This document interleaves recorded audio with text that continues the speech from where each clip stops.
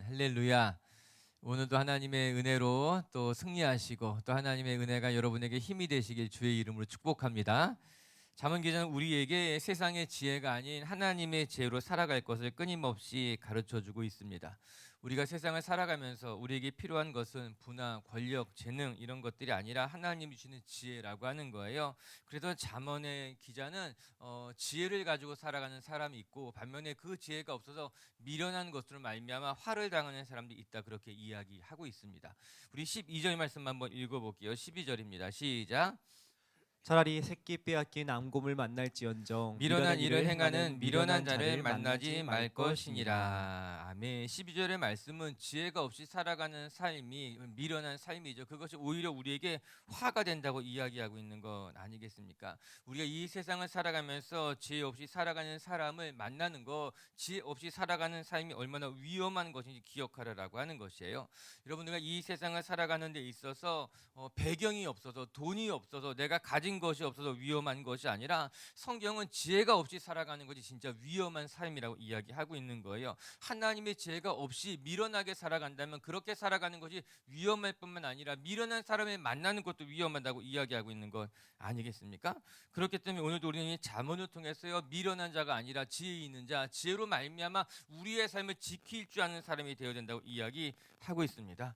오늘도 우리 빛의 교회 성도 여러분들 축복할 것은요, 우리 빛의 교회 식구들이 이 잠언의 지혜를 통해서 이 세상을 살아가는 참된 방법을 배울 수 있게 되기를 바라고, 잠언의 지혜를 통해서 여러분의 삶을 안전하게 지켜나갈 줄 아는 하나님의 백성들 되시기를 주님의 이름으로 축복합니다. 그럼 이제 우리가 오늘 배워야만 하는 잠언이 주는 지혜가 무엇인가, 그리고 그 지혜가 어떻게 우리의 삶을 안전하게 지키는가 같이 한번 생각해 보시길 바랍니다. 우리 먼저 1절 말씀 한번 읽어보겠습니다. 1절입니다. 시작. 마른 떡 한 조각만 있고도 화목하는 것이 제육이 집에 가득하고도 다투는 것보다 나으니라. 첫 번째 말씀을 통해서 배워야만 하는 지혜는 무엇인가 하면은, 우리의 삶의 참된 행복은 우리가 가진 것에 부에 있지 않다는 것을 깨닫는 것이 지혜라고 하는 것이에요. 이 지혜를 가질 때 우리의 가정을 지킬 수 있고 안전하게 보호할 수 있다, 이렇게 이야기하고 있습니다. 1절의 말씀은 우리가 매우 잘 알고 있는 말씀이에요. 마른 떡 한 조각만 가지고 있어도 화목하게 살아가는 것이 제육을 많이 가지고 있어도 불편하게 또 다투며 살아가는 것보다 낫다라고 하는 것입니다. 저는 마른 떡 한 조각이란 이 단어가 참 슬프게 들립니다. 떡 한 조각만 있어도 서글픈 법인데, 이 떡 한 조각이 어떤 떡인가 하면은 그냥 마른 떡이라고 하는 거예요. 말라 비틀어진 떡, 먹기조차도 어려운 그런 마른 떡 한 조각을 이야기하고 있는 건 아니겠습니까? 얼마나 그 가정에 처한 현실이 어렵겠는가 충분히 상상할 수 있는 것이에요.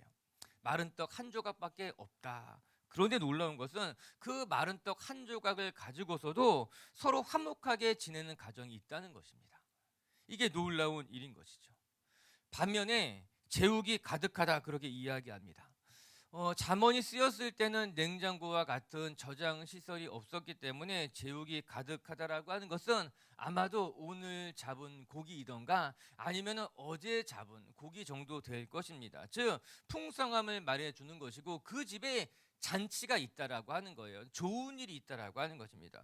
그런데 문제는 오늘 그 집에 잔치가 있어서 풍족한 것이 넘쳐날지 모르지만 정작 그들 안을 들여다보니 그 안에는 만족함이 없고 감사가 없고 오히려 그 가정 가운데 다툼이 있다라고 하는 겁니다.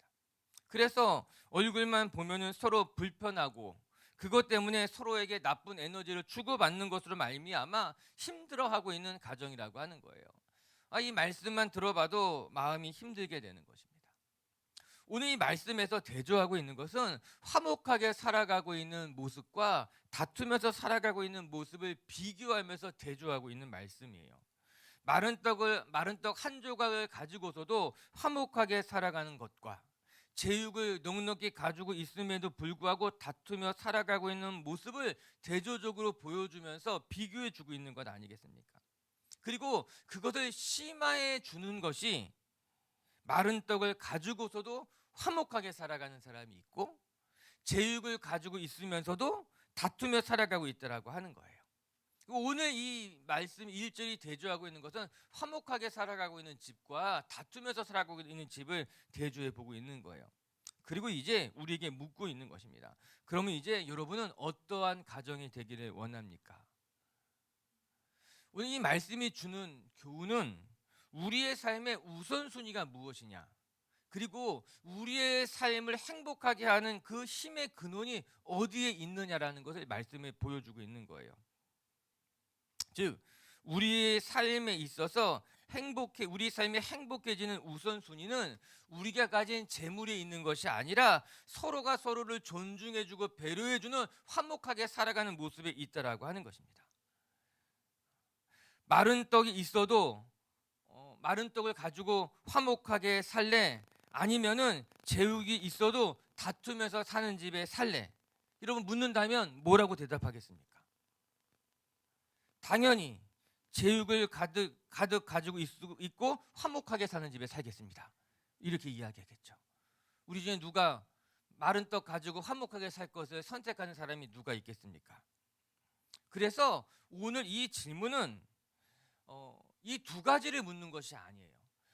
마른 떡을 가지고서도 화목하게 사는 것과 제육을 가지고 있으면서도 다투며 살아가는 건 너 이 둘 중에 어느 것을 살래? 어느 것을 결정할래? 이것을 비교하는 질문이 아니라 화목하게 살아가는 것이 재물을 가지고 살아가면서도 넉넉하게 살아가는 것보다 더 낫다는 이야기를 하고 있는 것입니다. 그러니까 화목하게 사는 것과 재물을 많이 가지고 살아가는 것을 구분하고 있다라고 하는 겁니다. 우리가 너희 가정이 어느 것에 우선순위를 두며 살아가겠느냐라고 하는 거예요. 집에 넉넉함이 너희 가정의 우선순위냐, 아니면은 화목하게 살아가는 것이 너희 가정의 우선순위냐, 이거 묻고 있는 이야기라고 하는 것입니다.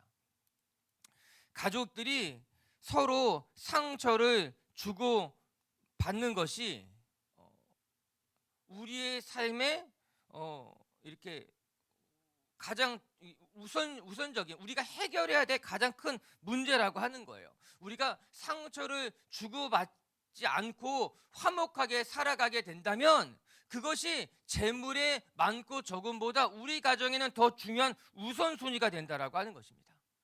우리의 삶의 문제는 무엇인가 하면은 이 우선순위가 잘못됐다라고 하는 거예요. 상처를 주는 것, 상처를 주는 것보다 돈이 더 중요하다고 생각하기 때문에, 그 재물 때문에 서로 상처를 주고받으며 살아가다 보니까는 가정의 화목함이 깨진다라고 하는 것입니다. 좋은 대학을 가는 것이 우리 가정의 우선순위가 되었기 때문에 그것 때문에 자녀와 부모 가운데 관계가 깨어지고 상처를 주고받게 된다라고 하는 것이에요. 즉 우리의 가정에 있어서 우선순위가 화목하게 지내는 것이 우선순위가 되어야만 하지, 마른 떡이 있느냐 아니면 제육을 많이 가지고 있느냐가 우선순위가 된다면은 그 가정의 행복이, 그 가정의 화평이 깨어지게 된다라고 하는 것입니다. 즉 우리의 삶의 우선순위가 무엇인가를 이야기해 주고 있는 말씀이라고 하는 거예요. 전 오늘도 우리 빛의교회 성도 여러분들이 여러분의 삶에, 여러분의 가정의 가장 큰 우선순위는 서로를 존중해주며 화목하며 살아가는 것이 우선순위가 되어야지, 우리의 삶에, 우리의 가정의 우선순위가 재정이 되거나 재물이 되거나 대학에 가는 거나 뭐 다른 여타의 것들이 우선순위가 되지 말고 화목하게 살아가는 것이 여러분의 가정의 우선순위가 되길 주님의 이름으로 축복합니다. 그리고 두 번째는 화목하게 살아가는 데 있어서의 근원이, 힘이 어디에서부터 나오느냐라고 하는 거예요. 가정의 참된 행복은 마른 떡, 제육 이런 것에 있는 것이 아니라고 하는 것입니다. 마른 떡보다는 제육을 가지고 살아가는 것이 더 좋겠지요, 당연히.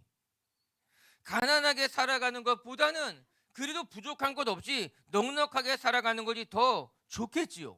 그러나 그것이 우리의 가정에 화목하게 살아가는데 충분 조건이 되는 것이, 충분 조건이지 필요 조건은 아니라고 하는 거예요. 즉 있으면 좋겠지요. 넉넉하게 살면은 더 좋겠지요. 그러나 넉넉하다고 해서 반드시 행복한 것은 아니라고 하는 거예요. 뒤집어서 부족하다고 해서 반드시 불행한 것은 아니라고 하는 것입니다. 그런데 문제는 우리는 재물이 우리의 가정을 행복하게 해주는 데 있어서 절대 조건이라고 생각하기 때문에 그 재물을 바라보면서 때로는 가족들끼리 다투기도 하고 반목하기도 된다라고 하는 거예요. 그러나 그렇지 않습니다. 마른 떡 한 조각만 가지고 있어도 그 가운데 서로가 서로를 아껴주고 배려하면서 행복하게 살아가는 가정도 있다라고 하는 거예요. 반면에 재물을 많이 쌓아두고 있으면서도 그것 때문에 다투고 그것 때문에 불화가 생기는 것으로 말미암아 서로에게 상처를 주는 가정들도 있다라고 하는 것입니다. 사랑하는 미체교회 성도 여러분, 우리의 삶의 행복은 돈에 많고 적음에 있는 것이 아니라고 하는 거예요. 오히려 가족이 서로가 서로를 아끼고 존중하고 배려하며 살아가는 것에 행복하게 살아가는 힘이, 근원이 거기에 있다라고 하는 것입니다. 오늘도 우리 미체교회 성도 여러분들이 여러분의 가정을 행복하게 만드는 그 힘의 비결이 외부에 있는 것이 아니라, 바깥에 있는 것이 아니라 여러분의 안에 서로가 서로를 아껴주고 배려하는 데서부터 참된 행복이 시작됐다는 것을 기억하면서 때로는 부족하지만 그 가운데서도 서로를 존중하고 배려해 줄 줄 알고, 또 하나님이 넉넉하게 해 주었을 때도 여러분 안에 배려와 존중이 있는 가정이 되시기를 주님의 이름으로 축복합니다. 그래서 오늘 비슷한 말씀 하나 읽어보게 되면은 잠언 15장 17절에는요 이런 말씀이 나오는 거예요. 같이 한번 읽어볼게요. 시작. 채소를 먹으며 서로 사랑하는 것이 살찐 소를 먹으며 서로 미워하는 것보다 나으니라. 아멘. 아멘. 채소주의자에게는 적합하지 않은 말씀이겠지만 그러나 우리 모두에게 적합한 말씀이에요. 좀 덜 먹어도 서로 사랑하면서 살아가는 것이 많이 먹고 좋은 것을 먹어도 서로 미워하는 것보다 낫다라고 하는 거예요. 이 말씀 보니까 그런 생각이 나더라고요. 불편한 사람하고 밥 먹는 것만큼 힘든 게 어디 있겠습니까? 아무리 산의 진미를 가져다 놓는다 할지라도 정말 원수하고 밥 먹으라고 하면은 그 산의 진미가 제맛이 나겠습니까? 그 힘들고 불편하고 어렵다라고 하는 거예요. 그런데 사랑하는 사람하고 같이 있으면은 어디를 가든 무엇을 먹든 그와 함께하는 것 자체가 행복하기 때문에 무엇을 먹는가가 그렇게 중요하지 않다라고 하는 거예요. 오늘도 우리 미체교회 성도 여러분들이 여러분의 삶에 정말 사랑하는 사람들과 함께하는 것으로 말미암아 비록 마른 떡 하나를 가지고 있어도 그것을 서로 나누고 베풀고 거기에 하나님의 은혜와 능력을 경험할 줄 아는 하나님의 백성들 되었으면 좋겠습니다. 그렇기 때문에 오늘 2절의 말씀은 이렇게 또 이야기해 주고 있어요. 2절도 한번 같이 읽어볼게요. 시작. 슬기로운 종은 부끄러운 짓을 하는 주인의 아들을 다스리겠고 또 형제들 중에서 유업을 나누어 얻으리라. 슬기로운 종은 그냥 종이 아니라 중요한 것은 슬기로운 종이라고 하는 거예요. 잠언이 끊임없이 이야기하는 지혜를 가진 종이라고 하는 거예요. 그런데 그 종은 어떤가 하면은 그가 비록 종이라 하여도 부끄러운 짓을 하는, 잠언의 말씀에 따르면은 지혜가 없이 미련하게 살아가는 주인이 있다 하여도 그 주인에게 불임을 받는 것이 아니라 오히려 그 주인을 다룰 수 있다라고 하는 거예요. 오히려 이 지혜로운 종이라고 한다면은 그 주인의 유업을 물려받을 수 있는 은혜가 있게 됩니다. 그것이 지혜를 가진 사람의 축복이라고 하는 거예요. 다시 말하게 된다면 우리의 집이 마른 떡 한 조각을 가지고 산다 할지라도 우리 가운데 잠언이 이야기하는 참된 지혜를 가지고 있다면은 그 지혜가 우리가 종이라 할지라도 우리가 마른 떡을 가지고 있다 할지라도 하나님이 주시는 은혜를 누리면서 심지어는 주인의 유업까지 얻을 수 있는 방법이 되고 세상을 살아가는 길이 되고 지혜가 된다고 이야기하고 있는 것 아니겠어요? 전 축복하는 것은 우리 비치교회 식구들이요, 이 세상의 지혜, 이 세상의 방법들, 이 세상은 무엇을 말합니까? 가진 것이 있고 배경이 있고 또 돈이 있고 이런 것들이 있어야지 행복해진다고 말하지만 잠언은요, 하나님이 주시는 지혜가 있다면은 너는 행복하게 살아갈 수 있을 것이다. 오늘 말하는 지혜는 내가 서로가 서로를 존중해주고 화목하게 살아간다면 거기에 진짜 행복이 있을 것이라고 가르쳐주고 있는 거예요. 할렐루야. 오늘 잠언의 말씀처럼 정말 마른 떡 한 조각만 가지고 있다 할지라도 그 안에서 하나님이 주시는 만족과 감사, 또 서로가 서로를 아껴주고 배려하는 것으로 말미암아 여러분이 있는 곳을 행복하게 만들 줄 아는 하나님의 백성들이 되시기를 주님의 이름으로 축복합니다. 두 번째, 또 오늘 말씀을 통해 배우게 되는 것은 하나님은 우리의 마음을 단련하시는 분으로서 하나님은 우리를 단련하여 우리를 정금같이 만드시는 분입니다. 그렇게 이야기하고 있어요. 우리 3절 말씀 한번 읽어보겠습니다. 3절 시작. 도가니는 은을, 풀무는 금을 연단하거니와 여호와는 마음을 연단하시느니라. 도가니는 은을, 풀무는 금을 연단하거니와 하나님은 우리의 마음을 연단하십니다. 이렇게 이야기하고 있습니다. 연단하는 것이 다 다릅니다. 도가니는 은을, 풀무는 금을, 하나님은 우리의 마음을. 어찌 되었던 간에 먼저 살펴볼 것은 도가니는 은을 연단하는데 사용이 되고 풀무는 금을 연단하는데 사용하게 됩니다. 이렇게 연단하는 것을 통해서 불순물이 깨끗이 제거되는 것으로 말미암아 순은이 되고 순금이 되고 보석이 되는 것 아니겠습니까? 모든 금속은 이런 재련 과정을 거쳐야지만 비로소 불순물이 제거가 되고 순금으로서 가치를 인정받게 되는 것입니다. 이런 과정을 거치지 않고서는 그냥 광석에 불과하죠. 물론 그렇다고 해서 그 광석의 값어치가 전혀 없냐? 그렇진 않을 것입니다. 금이 붙어 있는 것들은 그래도 그게 금이 붙어 있으니 귀하게 취급을 받겠지만 그 광석에 재련하는 과정을 거치게 되면은 진짜 값진 것으로 다시 거듭 태어나게 되는 것이죠. 우리 인생에게도 이런 재련의 과정이 필요하다라고 하는 거예요. 우리의 삶에 연단이 없다고 해서 우리의 삶의 가치가 떨어지느냐? 그렇지 않을 것입니다. 연단을 받지 않아도 여전히 우리는 하나님 안에 귀한 존재로 지음을 받았기 때문에 심한 시련과 연단이 없어도 우리는 하나님 안에 귀한 성도들임에 틀림이 없습니다. 하지만 시련을 거치고 난다면, 오늘 말씀을 보게 되면은 연단을 거치고 난다면 놀랍게도 우리가 광석 같은 존재이지만 시련을 거치고 나면요, 광석을 넘어서서 훨씬 더 값진 존재로 우리가 성장해 갈 수 있게 된다라고 하는 거예요. 그래서 바울은 환난은 인내를, 인내는 연단을, 연단은 소망을 우리에게 만들어주게 됩니다. 그렇게 이야기하고 있는 것 아니겠습니까? 맞아요. 사랑하는 빛의 교회 성도 여러분, 우리의 삶에 이런 재련의 과정들이 있습니다. 그리고 그 재련의 과정들은 우리의 삶을 연단하는 것으로 말미암아 우리의 삶을 지금보다도 훨씬 더 성숙한 존재로 만들어가게 된다라고 하는 거예요. 간혹 큰 시련을 당하는 사람들을 보게 되면은 마음이 좀 안쓰러울 때가 있습니다. 속상하죠. 참 안타깝기도 하죠. 어떤 사람들은 큰 시련 없이 그냥 평범하게 잘 살아가는데 어찌하여 저분은 이렇게 인생에 시련이 있을까?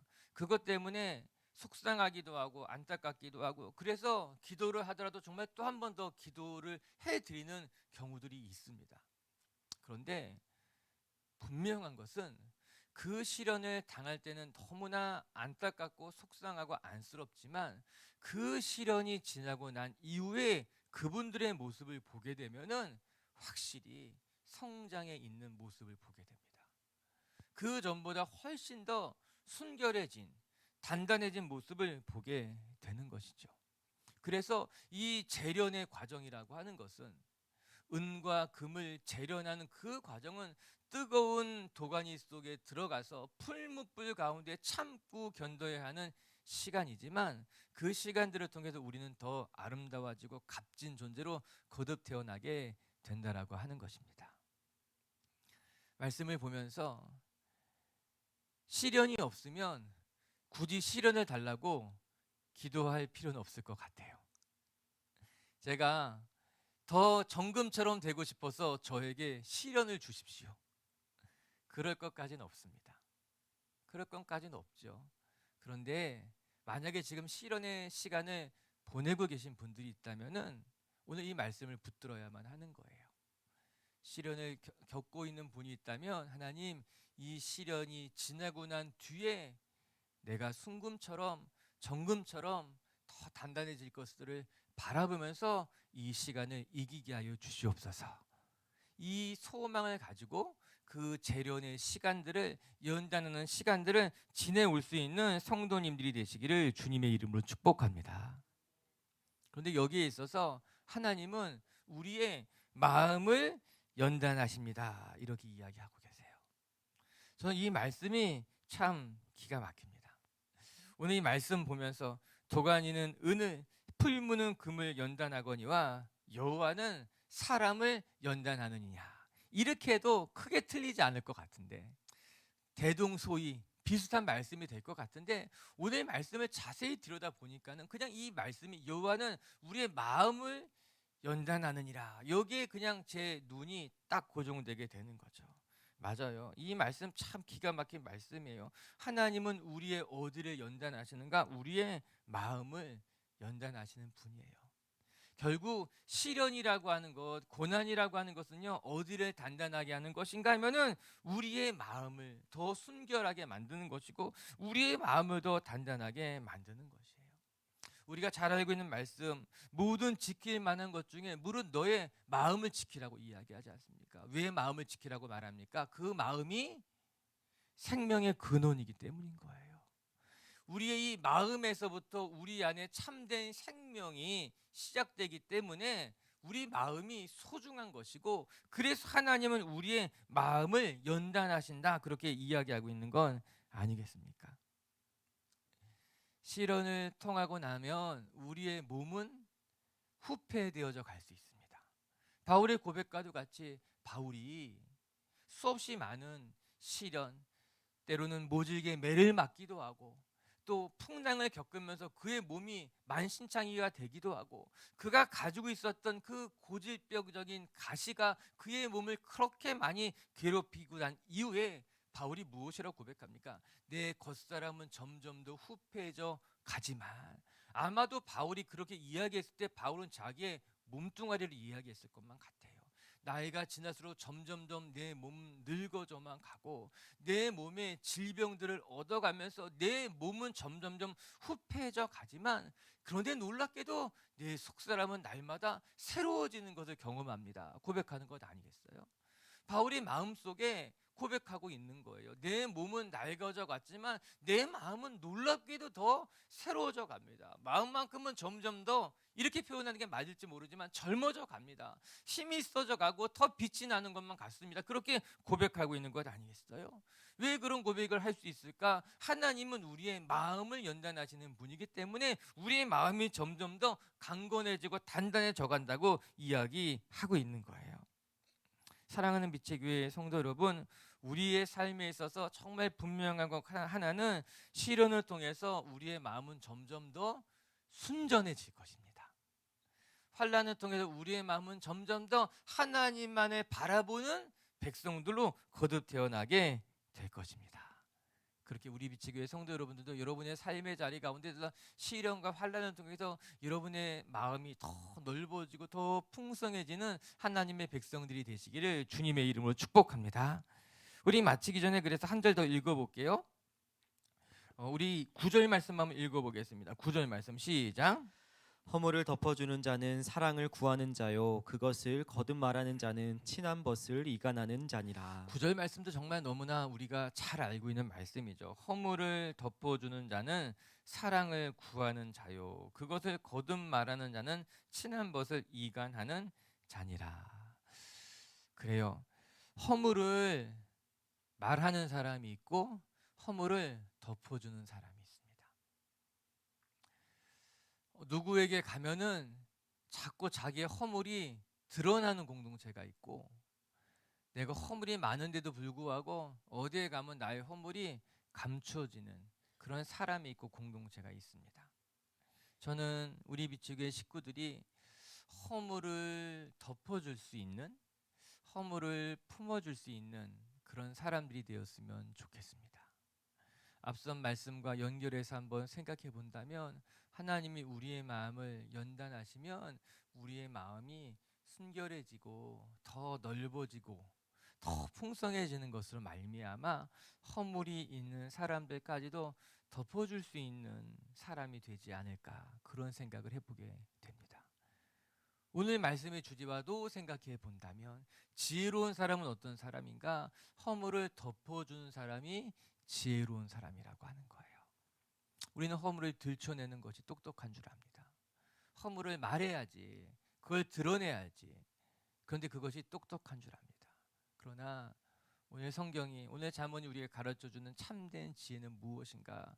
그 사람의 허물을 덮어주는 것이 진짜 지혜입니다. 그렇게 성경이 이야기하고 있더라고요. 오늘도 우리 빛지교회 성도 여러분들이 하나님께서 여러분의 마음을 더 정금같이 하셔서 허물 있는 사람들까지도 덮어줄 줄 아는 넉넉한 마음을 가진, 지혜를 가진 하나님의 백성들이 되시기를 주님의 이름으로 축복합니다. 말씀을 정리합시다. 오늘 잠언 기자는 우리에게 이 세상을 살아가는 참된 지혜가 무엇인지 가르쳐 주고 있어요. 지혜를 가지면 세상을 사는 방법을 배우고, 지혜를 가지면은 오히려 그 지혜가 우리의 삶을 안전하게 지킨다라고 하는 거예요. 오늘도 여러분의 삶이 하나님이 주는 지혜로 말미암아 안전하게 살아가는 하루가 되시길 주님의 이름으로 축복합니다. 첫 번째, 오늘 말씀을 통해 배우게 되는 것은 마른 떡 한 조각 있어도 화목하게 살아갈 줄 아는 그 마음이 우리의 삶에 참된 지혜가 된다라고 하는 거예요. 오늘도 기억하십시다. 화목하게 살아가는 것이 우리의 삶의 가장 큰 우선순위임을 기억할 수 있게 되기를 바라고, 화목하게 살아가는 것이 여러분의 삶을 행복하게 만드는 힘이라는 것을 기억하면서 여러분 곁에 있는 사람들을 배려하고 존중하며 화목하게 살아갈 줄 아는 하나님의 자녀들 되시기를 주님의 이름으로 축복합니다. 두 번째, 도가니는 은을, 풀무는 금을 연단하지만 하나님은 우리의 마음을 연단하신다는 것을 늘 기억하면서 연단과 시련 통해 낙심하지 마시고 더 단단해지고 순결해지는 하나님의 자녀들 되시기를 주님의 이름으로 축복합니다. 같이 함께 기도합시다.